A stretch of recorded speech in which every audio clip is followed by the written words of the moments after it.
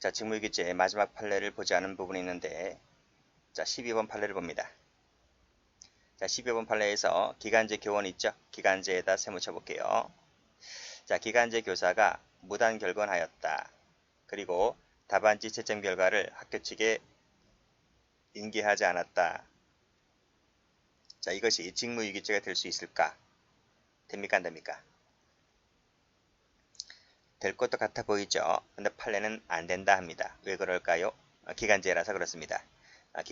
이 기간제 교사는 이 사건 터졌을 때 임기가 채 한 달도 안 남았어요. 안 남았어요. 그래서 조금 있으면 계약이 끝나요. 근데 가만히 보니까 학교에서 다시 재계약을 할 것 같지 않아요. 그러니까 이 기간제 교사는 다른 학교에 면접을 보러 다녀야만 했었던 사정이었단 말이죠. 자, 그래서 이 사실관계에서도 마찬가지입니다. 여기 보시게 되면 임기 종료일까지 성적 처리에 대한 최종 업무를 종료할 것이 예정되어 있지 않았고, 그게 뭐 계약서상에 없었다는 것 같아요. 또 이틀을 빠졌는데 그 이틀 무단한 결과에 대해서 참작할 사정이 있었다. 그게 바로 이제 딴 학교에 면접 보러 간 것이 이제 증빙 서류가 됐던 것입니다. 그랬을 때 또 그 이후로, 즉 그 말은 뭐냐면 이 계약 기간이 끝나게 되면 이 자기가 다니던 학교에 출근이나 업무 수행할 의무가 없잖아요. 자, 이런 점을 고려해 봤을 때 무단 결건했고 이러한 것을 학교 측에 인계하지 않았던 것만으로는 직무유기죄가 된다라고 단정이 안 된다는 겁니다. 뭐 단정이 안 된다는 표현을 쓰긴 썼는데 우리 판례는 직무유기죄가 되지 않는다 그랬습니다. 최신 판례니까 좀 봐두세요. 자, 그래서 이제 직무유기죄는 마쳤고 이제 직권남용죄. 자, 여기부터 할 차례죠. 자, 부치 지정 재배치 사건을 보도록 합니다. 뭐 사실관계 읽어보게 되면 검찰국장이 누군지, 이 여검사는 누군지 뭐 다 TV에도 많이 나왔던 사건이기 때문에 그냥 읽거나 보시고요. 자, 판결유지가 중요하니까 판결유지를 보도록 합니다. 자, 직권남용이 되려면 조문에는 사람으로 하여금 의무 없는 일을 하게 하였을 때 직권남용이 되는데, 이때 사람이라 하는 것은 다른 사람을 말합니다. 따라서 다른 사람이 아니라 자신의 직무권한에 속하는 것이었다면, 그래서 실무 담당자를 이제 부리는데요. 그 실무 담당자가 한 일이 단순히 보조하는 일에 그쳤다면, 어차피 이 사무는 내 사무니까요. 자신의 직무권한에 속하는 사항이었기 때문에 이것만으로는 의무 없는 일을 하게 하였다라고 볼 수가 없는 것이라는 거죠. 결국 그 말은 직권남용이 안 된다 그 뜻입니다. 출제가 된 적이 있습니다. 그런데 그 실무 담당자가 여기서는 단순히 보조 역할밖에 안 했잖아요.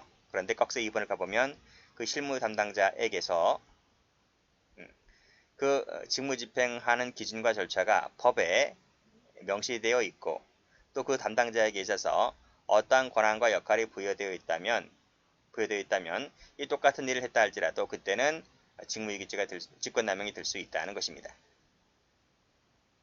아시겠죠? 자, 이것도 출제가 여러 번 되었기 때문에 여기 하나 알아두시고 여기를 하나 알아두시면 돼요. 근데 2번이 더 많이 나왔습니다. 그리고 이 2번에 해당한다고 해서 무조건 직권남용이 되는 건 아닙니다. 개별적으로 판단해 보겠다 하는 거예요. 자, 3번 가볼까요? 자, 법무부 감찰국장인 피고인, 이 검찰국장인데 이 사람이 누구한테 시켰냐면 여기 인사과 인사 담당 검사 이 사람에게 시켰습니다. 어떻게? 그 인사철에 부치 지정에 근무하고 있던 경력검사 을을 다른 부치 지정으로, 다른 청으로 다시 전보시키는 내용의 인사안을 작성하게 하였다는 것이죠. 자, 이것이 직권남용일까의 문제인데 안 됩니다. 왜 그럴까요? 지금 다시 전보시킨다는 여기 다시 전보시킨다는 그 인사안이잖아요. 그렇죠? 그 인사안 누가 작성합니까? 인사 담당 검사가 작성하는 것이죠. 그렇죠? 이 사람이 담당자입니다. 담당자라고요. 그래서 자, 요 담당자에게 그가 본래 하는 그 본래의 일을 하게 하였기 때문에 이것은 어디까지나 이 전보이사는 당연히 이 사람의 본래 권한이라는 거야. 그쵸? 본래 권한이기 때문에 본래 권한을 하게 한 것만으로는, 그리고 이 다시 전보시킬지 말지는 이 사람의 재량이잖아. 재량이기 때문에 이것만 갖고서는 이 의무 없는 일을 하게 하였다라고 볼 수는 없다라고 봤습니다. 그래서 직권남용죄의 성립을 부정했다는 것이죠. 그래서 다시 올라가 보면 꺽쇠 2번에 이 네 줄짜리가 될 수 있을 것 같아 보이지만 우리 판례는 이것을 탄력적으로 해석을 해서 개별적 판단 한다 했기 때문에 이 사안 같은 경우는 적용되지 않았다, 이렇게 보시면 됩니다. 그래서 어차피 이거 따로 공부하시고 이거 따로 공부하시면 돼요. 자, 시험은 뭐 꺽쇠 3번은 출제가 안 되었네요. 꺽쇠 2번이 워낙 출제가 많이 되었고, 그래서 꺽쇠 2번 위주로 보시면 되겠습니다. 자, 그 다음은 출제가 많이 되었죠. 자, 이 판례 볼게요. 직권남용에 있어서 권리라고 하는 것은 법령상 보호, 동그라미 빨간색으로 될 이익이면 족한 것이고, 그것이 사법인지 공법인지는 가리지 않습니다. 자, 우리 판례는 이 범죄 수사권도 법령상 보호되어야 할 이익에 속한다 보기 때문에 이것도 권리에 속한다고 봐요. 이것도 출제가 많이 되었고요. 자, 그럼 올라가 봅니다. 상급 경찰관 갑은 자, 광수대를 운영할 권한을 남용해서 광수대의 수사를 중단시켰습니다. 이게 가장 중요한 거죠. 그렇죠? 이 광수대가 어떤 수사를 하고 있었는데 상급청에서 야, 그 수사 그만둬, 중단해 라고 명령이 떨어진 거예요. 자, 그럼 그 사건에 명령이 떨어졌습니다. 그럼 그 사건을 스톱시켜야 되는데 이 중단이 그만해 라고 하는 것이 가장 큰 중점을 두는 것이지, 그럼 그 사건 버립니까? 어떻게 버릴 겁니까? 뭐 다 붙읍니까? 나중에 큰일 나요. 그쵸? 다 그러면 다 깜빵 가야 됩니다. 그러니까 상급청에서 뭐라 그러냐면 너는 중단해. 그리고 그 사건을 어떻게 흐지부지 이제 처리해야 되니까 그 사건을 다른 경찰서로 이첩시킵니다. 이것은 부차적인 문제죠. 가장 중요한 것은 사건을 스탑시켰다는 것이 가장 중요한 것이지, 그 사건을 딴 데로 옮기는 것은 그냥 부수 절차의 뿐이다 하는 거예요.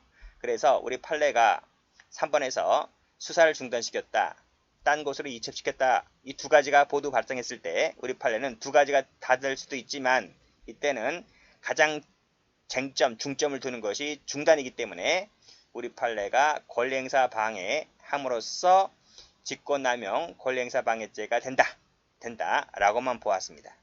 의무 없는 일을 하게 하는 것은 안 돼요. 그러니까 이 두 가지가 전부 다 죄가 되는 게 아니라 이것만 죄가 되는 거예요. 이것이 가장 중점을 두는 사항이기 때문에 그렇게 정리하시면 됩니다. 다음 판례도 출제가 많이 되죠. 자, 번제의 기수시기인데 번제의 기수시기는 자, 결과 발생했을 때 기수가 된다는 것입니다. 만약에 현실적으로 그 권리행사 방해에 저해가 없다면 번제는 기수가 되지를 않는다고 보고 있습니다. 자, 올라가 보죠. 자, 정보 담당 경찰관 갑은 증거 수집을 위해서 도청기를 마련해 놓았다가 회의가 개최가 되기 전에 미리 발각되었습니다. 제거됐죠. 그렇죠? 그러면 회의 열릴 시간이 5, 10분 늦어졌지만 결국 회의는 열렸습니다. 회의가 열렸어요. 그럼 회의가 지금 방해됐나요? 회의는 열렸다니까요. 그러니까 미리 제거됐기 때문에 현실 회의가 열린다라고 하는 권리행사 방해는 실질적으로 없었다는 것입니다. 그래서 본죄는 되진 않아요. 다만 주거침입만 될 뿐이다. 근데 지금은 주거침입도 안 됩니다. 자, 이 부분을 바꿉니다. X. 요거 판례 변경된 거 아시죠? 주거침입죄가 되지를 않습니다. 제가 이걸 미처 못 바꿨네요. 무죄가 됩니다. 근데 그 당시 때는 주거침입죄를 인정했어요. 근데 지금은 무죄입니다. 가로 열고 무죄라 적으세요. 자, 그 다음도 판결이 좀 똑같아요. 자, 권리행사 방해죄가 되려면 구체화된 권리가 현실적으로 방해가 되었을 때 기수가 됩니다. 만약 결과 발생하지 않았잖아요. 그랬다면 본죄는 기수가 되지를 않습니다. 됐고, 미수도 처벌 조항이 없습니다. 그래서 불가불이 되는 거예요. 자, 그럼 올라가 볼게요. 자, 이건 사실관계도 한번 나온 적이 있으니까 쭉 읽어보세요. 자, 휴대폰 얘기 나와 있죠? 지금은 LG죠, LG. LG가 그래서 이제 019를 썼던 거예요. 선정이 되어서. 뭐 에버넷도 있었는데 에버넷은 탈락되고 결과적으로 이제 LG하고 SK, KT 세 가지만 남게 되는 거죠. 자, 이 정통부 장관이란 사람이 지시합니다. 뭐라 지시하냐면 배점 방식을 바꿔라 라고 지시하는데 그 지시할 때가 뭐였냐면 평가 배점에 있어서 지금 에버넷이 이겼어요. 에버넷이 이기는 상황이야. LG보다. 그래서 에버넷이 LG보다 0.38점 앞서 있었는데 정통부 장관이 야 이거 배점 방식 바꿔. 계산법을 달리해. 라고 해서 계산법을 달리 적용하니까 오히려 반대 효과가 역전이 발생합니다. 그래서 뒤집어져 순위가. 그래서 LG가 앞서게 되죠. 그래서 LG가 선정된 거예요. 그랬을 때 이 정통부 장관에게 직권남용이 될 수 있을까의 문제인데 판례는 아니라는 거예요. 왜냐하면 단순히 점수가 0.38점 앞서 있었다라고 하는 것만으로는 앞서 있었다 세묻혀봐요. 구체화된 권리가 아니라는 거야. 0.38점 앞서 있었다는 것 자체가 구체화된 권리가 아니라는 거야. 그래서 구체화된 권리가 아니기 때문에 구체화된 권리가 현실적으로 방해될 수도 없었다는 거야. 라는 결론입니다. 그런 얘기가 여기 나와 있죠. 여기 앞서 있었다라고 하는 것만으로는 구체화된 권리가 아니다. 이렇게 정리하고 해설하고 있습니다. 그래서 배점 방식을 변경했다. 세묻혀 보시고 무죄다. 이렇게 정리하시면 돼요. 그 다음은 똑같아요. 구체화된 권리가 현실적 행사가 방해되었을 때 기수가 된다. 다음 갑니다. 똑같죠? 그 다음도 똑같아요. 현실적으로 구체화된 권리가 방해되었을 때 기수가 된다는 논리입니다. 자, 조문에 어떻게 되어 있습니까? 조문에 지금 사람으로 하여금 의무 없는 일을 하게 하였을 때 또는 권리 행사를 방해하였을 때 사람이란 개념이 들어가잖아요. 그쵸? 그쵸? 그랬을 때 쭉 내려와서 이것도 한번 나온 적 있네요. 공무원이 한 행위가 직권남용에 해당한다 해서 무조건 상대방이 한 일이 의무 없는 일에 해당한다라고 인정할 수 없습니다. 이 지문도 한번 나온 적이 있기 때문에 여기서 여기까지 이 지문도 한번 봐두시고 자 그런데 여기서 사람이 밑에 사인이었다.